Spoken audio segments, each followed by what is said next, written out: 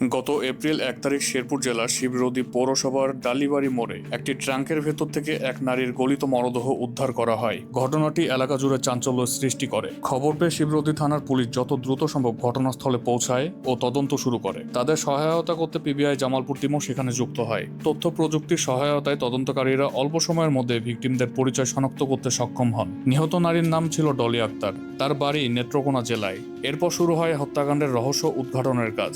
তদন্তে উঠে আসে এক চাঞ্চল্যকর তথ্য। এই হত্যাকাণ্ডের মূল অভিযুক্ত আসামি নিয়ামত নাহিদের সঙ্গে ডলি আক্তারের কোনো পূর্ব পরিচয় ছিল না। আসামি নাহিদ ও তার স্ত্রী গাজীপুরের শ্রীপুরে একটি টেক্সটাইল কোম্পানিতে কাজ করত। অন্যদিকে ডলি আক্তারও সেখানে একটি গার্মেন্টসে চাকরি করতেন। তবে তদন্তে জানা যায় তিনি আরও কিছু অসামাজিক বিতর্কিত কর্মকাণ্ডের সাথে জড়িত ছিলেন। ঘটনার সূত্রপাত ঘটে 30 তারিখ রাতের একটি আকস্মিক সাক্ষাৎ থেকে। সেদিন রাতে নাহিদের সঙ্গে ডলির দেখা হয় এবং সেই সূত্র ধরে নাহিদ তাকে নিজের বাসায় নিয়ে যায়। বাসায় নিয়ে যাওয়ার পরে তাদের মধ্যে আর্থিক বিষয় নিয়ে তর্ক বিতর্ক শুরু হয়। ডলি আক্তার নাহিদের কাছে থেকে 20,000 টাকা দাবি করেন, কিন্তু নাহিদ সর্বোচ্চ 7,000 টাকা দিতে রাজি ছিল। এক পর্যায়ে ডলি আক্তার চিৎকার চেঁচামেচি শুরু করলে লোকলজ্জার ভয়ে নাহিদ ভীত হয়ে পড়ে। পরিস্থিতি সামাল দিতে না পেরে সে একটি গামছা দিয়ে ডলির গলায় পেঁচিয়ে ধরে।